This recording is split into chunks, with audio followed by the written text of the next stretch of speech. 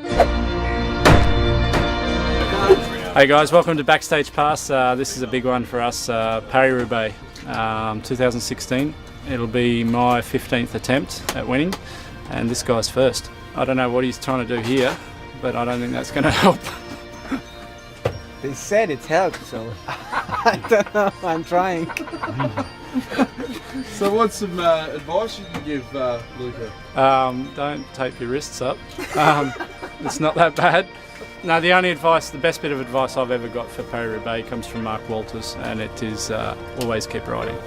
So you're gonna come across something today. There's going to be something go wrong, and try and keep the morale high and just keep going, because there's always someone else who's had a puncture or had a bike change, or so you can come back a lot in this race. And I guess Stu O'Grady's a great example of that. You know, he was in the early break, had a puncture, thought his race was over, and he won Paris Roubaix. So keep believing, keep riding, and it's not over until you get to the velodrome. Well, I don't know. For the past couple of days I'm listening to these weird stories. Some guys are saying, oh, it's a horrible race, and then next 2 minutes they're like, oh, such a nice race. I'm really looking forward to it. So I don't know. I talk to you later, and I will see how it's gonna be. I guess, yeah, from the other years, you always forget, and then the recon a couple of days ago reminds you how hard those cobbles are, and the next day you wake up and your hands are pretty sore. So it's just to add a little bit of support. You know, I use the term, it's like lifting weights with a weightlifting belt. It sort of helps you cheat away a little bit. You don't have to use your abs, and this way your fingers get a little bit of support, your wrists.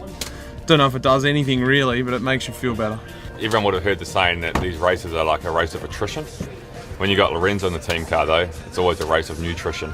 Keep eating, keep drinking. Don't forget it, boys. I think I'm only more nervous this year than last year, to be honest. It's always sketchy out there anyway, man. Like, it doesn't matter if it's dry, wet, windy, cold, whatever. So it's always a challenging day. So yeah, I mean, the conditions are the conditions. Like my dad used to say, you know, got to be in it to win it. You know, everyone's got to do the exact same thing, so we're all doing the exact same thing, if it's rain, hail or shine. I know it's not at all like the Vuelta last year, but I think most of you will remember the people that were there to cheer for Chavez was really great, but sometimes it was really hard for him to get to the start. Here in Roubaix it can be really busy as well, and it's not as busy as it was with Chavez, but maybe it's an idea for next year or the coming years, if we're getting more and more popular with the team, to have Chavez here for the classics, so he can give us some support. So instead of the Chavez Shepherd, it's gonna be the Orca Greenish Shepherd, and that's gonna be Chavez then. We've got Heyman's fan club though. Yeah, that's true. The more help, the better. New Zealand fans, so you've come all the way to see Bulls. Yeah, big fan. See your favourite rider, Sam Bewley? Oh yeah, of course. Yeah, for sure. Yeah, and do you know who Julian Dean is? Oh yeah, famous New Zealand cyclist. Who's Julian Dean? If my job isn't hard enough today, jumping from sector to sector, we have to look after these two guys. One Kiwi, one Aussie. And one African? Hey, sorry. How are you, mate? Okay? He looks after himself. We're hoping for a good day. It's certainly one of my favourite days of the year, and it's the one day of the year that I really wish I was still a rider. The rest of the year not so much, but you really miss it today.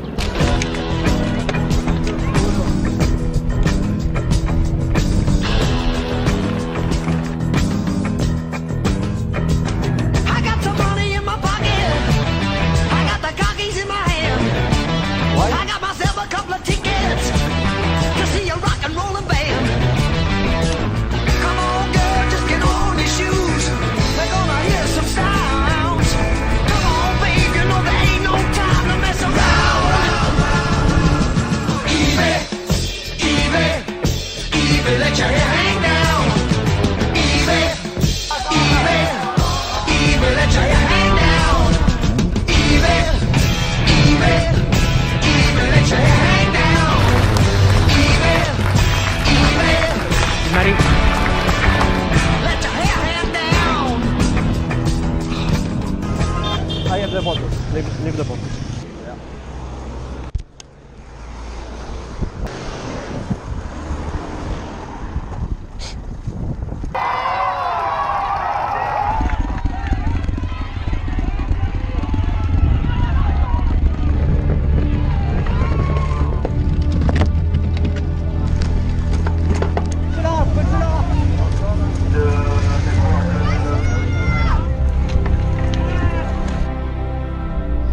I think any goosebumps might be on the other side, but going in is pretty scary. You know, I've seen guys lying there with broken legs and things like that.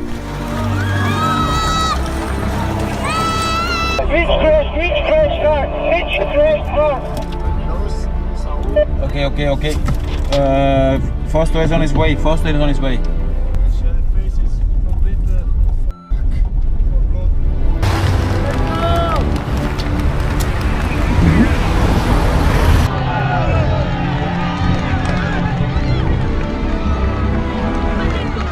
Best result for British riders so far, third place Hammond and Hoban, as it's for Marker on to the next cobbled section. Always keep riding. So you're gonna come across something today. There's going to be something go wrong, and try and keep the morale high and just keep going, because there's always someone else who's had a puncture or had a bike change, or so you can come back a lot in this race. And Stewie O'Grady's a great example of that. You know, he was in the early break, had a puncture, thought his race was over, and he won Paris Roubaix. So keep believing, keep riding, and it's not over until you get to the velodrome. Come on, Matthew. Come on. Very well, and we can see Heyman coming back here. Heyman returning, what a ride this has been, but look ahead, the gap's still not huge. For Marker, he's desperately trying to put in the pace. Great job. One guy in the front, Van Marken. Great job, Matthew. Stannard coming down the inside. Now Heyman goes. I suspected Heyman was going to attack, and Van Mark did too. Yeah, well, then we're at one of the holiest places of modern and old cycling. And we're deep into the final of Paris Roubaix. We have Matt Heyman riding maybe potentially one of the best Roubaix in his life. And that says a lot for number 15. Matt Heyman chasing Tom Boonen, and Heyman gets there. And should Heyman keep going? If he's got the legs, he should. He's got to lay off him, use him as much as possible, and go again, and he does. Heyman attacks over the top of Tom Boonen. Heyman takes 5. Go, Matt! 2k to go. 6 metres, 7 metres. Matthew Heyman has attacked over the 4-time winner Tom Boonen. The other 3 are looking at each other. Boonen, he's struggling to come back in the wheel. Matt Heyman, he's reaching out towards the trophy. Come on, Matt. Come on. Heyman, he'll swing into the wheel. Here is a golden opportunity. If you're Matthew Heyman now, you've got to stay in the wheel. He's doing his best 10 seconds. Fresh. He doesn't now. Matthew Heyman has won 2 professional races. Tom Boonen 109. The odds are stacked against the Australian. That the underdog has gotten up before. One left to go.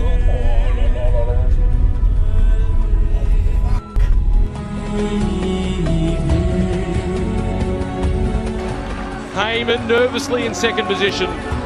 Tom Boonen is on the front. Van Mark is panting, but Van Mark knows what's required. He was second to Cancellara 3 years ago.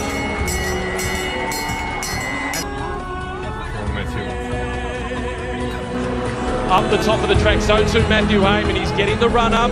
He's taking advantage of the potential dive. Go, Matty. Momentum onto the wheel of Tom Boonen.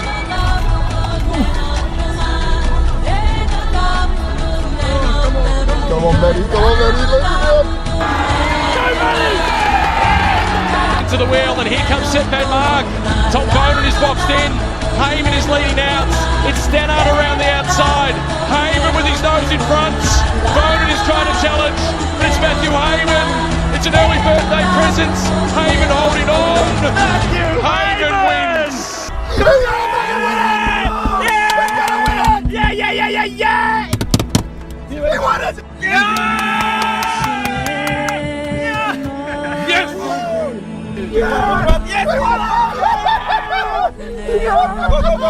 Go, the police. Yes! Can you believe it? Great job, Matthew. Great job, mate. Great job. You won it! What's this out? What's that track?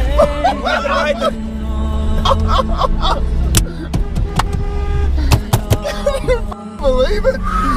Can you believe it? Wow. Oh, God! What a freak! Right here. Yes! Yes! Yes! Yes!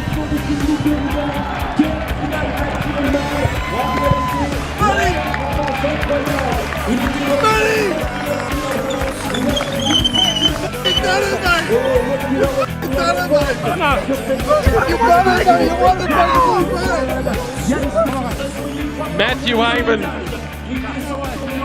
He's on his way to be interviewed. And it's disbelief. Looks as if he's in shock. He turns 38 in 10 days. That's Danny Clark, the Soigneur. Dan Jones capturing the moments.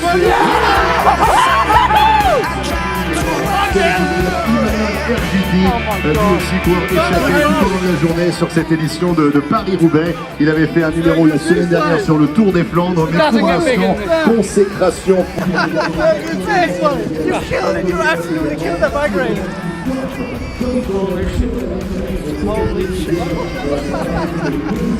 It's real, mate. It's not a dream. It's not a dream. This is real, mate. This is real, buddy.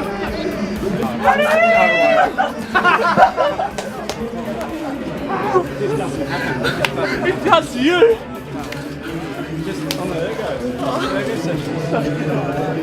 Oh, mate. Oh.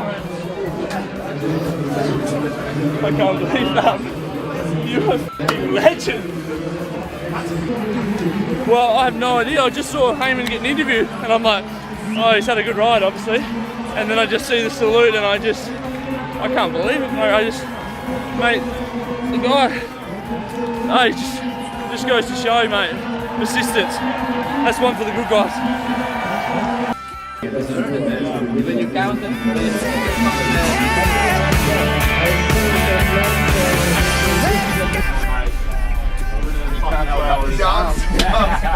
Oh, look at this. Yeah!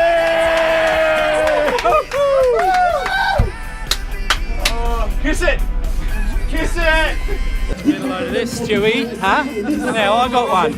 All I need is a swimming pool. Unbelievable, wasn't Daddy? He saw it 70 k's down, he said Daddy would win. 70 k's down, Daddy's winning.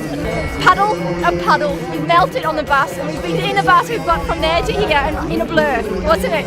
Crazy, crazy, Daddy. It was amazing. Oh, that was hard.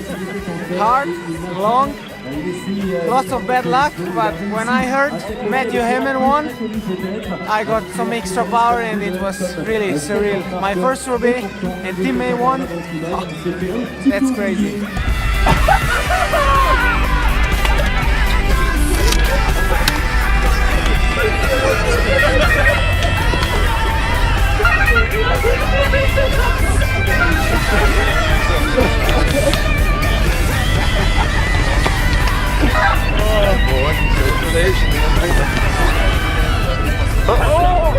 My first Paris Roubaix. Congratulations. It's heavy.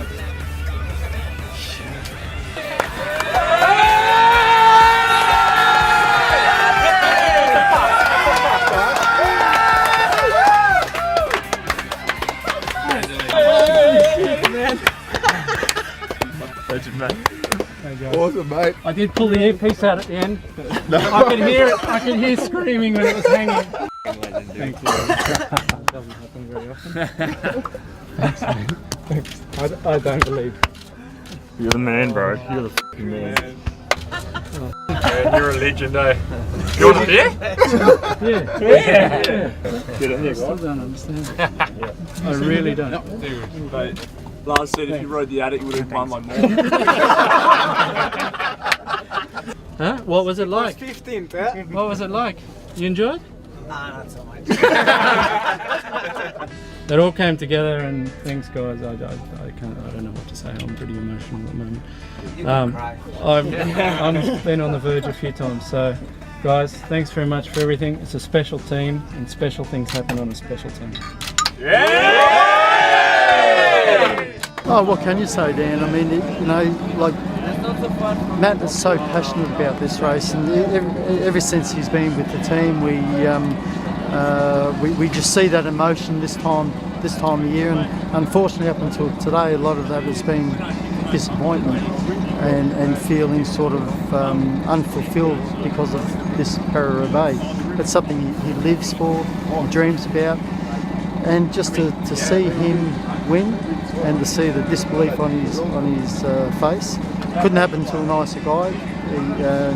We're just so proud of him. It was part disbelief, part just pure joy. I think, it was amazing. Yeah, we were. It was crazy. Yeah, like at the end, we were there with. We said we have a top 5 already, and every section we. After what happened in the last months, we said every section it's going to be hard, and he was still there after every section. The guy got dropped, and so at the end, the emotion is. And it was just something special about the day. He seemed like he was just on. He just knew it was gonna happen, and you saw how he rode in the final. He was the smartest guy there, and he owned that sprint. We also saw for the first time, I think, a really relaxed Mathieu Hayman starting Paris Roubaix. And at 80 km to go, yeah, of course we say it's far to go, but he knows what he's doing because he seems so relaxed on the bike, and everything fall together on a good moment, on a good place, and a good day, and it's great for him. Actually, the guy that I think, if you ask all the guys from the peloton, when they're gonna ask one guy who deserves this, it's Matt Hayman. You can have so many things go on in Roubaix, and all of us have got a story, like everybody in the peloton. Some of us were like a little bit gutted of what, like mechanical problems and things like that, but it lasted for about 3 seconds when I was unfortunately I didn't finish the race because of mechanicals, but wouldn't have traded that for being in the bus and being able to watch Matty win with the staff, with Shane. It was an incredible emotion actually, and I even had to hold back a few tears. He's a great guy, Matty, and been working 15 years for that, so have a couple beers tonight, I think. And you're talking about how good it was to be there and see it. Obviously, thoughts with Mitch at the moment. The whole team's thinking about Mitch. Like we've got two contrasting thoughts at the moment. We're all over the moon, as is Mitch with Matty's result, but all of us here, we're back in Ghent now, and we're going for dinner, and we're really going to miss Mitch tonight. He's had a big crash today, and we hear he's okay, but there is some damage, and all we can do is send our regards, and we'll raise a glass and have a beer for him as well. Jonesy, to be honest, I still haven't really come to terms with it. So it's it'd be good to have some cool words and to say this, that, and the other thing. But things went right for me today in my career. It's been up and down, but this is pretty special, and I think everybody who's ever been in a team with me, I've had some messages from people from other teams, and they know how much I like this race. And I've said before, maybe that was my chance to ever be on the podium, and I thought it was gone, and I'm getting on, and just today something clicked, and someone was smiling down on me, and I'd like to, Jerry and Shane. When I came here, I was going pretty well in the classics, and I never really showed them that, and I really wanted to just show them kind of, I've shown them a lot of passion for the classics, but I haven't shown them a lot of results, so I think that's a result. Well, your motto here is always keep riding, and 5 weeks ago you've broken your arm. Does it give you a life lesson about never giving up? For sure. There was a lot of hours in the garage, a lot of home trainer. But yeah, the last couple of weeks I've been feeling all right, but I think also probably one of the biggest things was going in without the stress, and the stress I've been putting on myself. It was one of the few races where I had a kind of a leadership role, and I think maybe I crumbled under that extra pressure, and today I was pretty relaxed, and it just seemed to flow. And you end up in that space, that they talk about. Yeah, and talking about the race, it seemed like you raced it tactically perfect. Yeah, I was just fudging it. I didn't know what I was doing, mate. Yeah, awesome. So it might have looked good on TV, but I was just trying different things. I don't know. And you've got your own little rock. Where's it going? Where's your rock?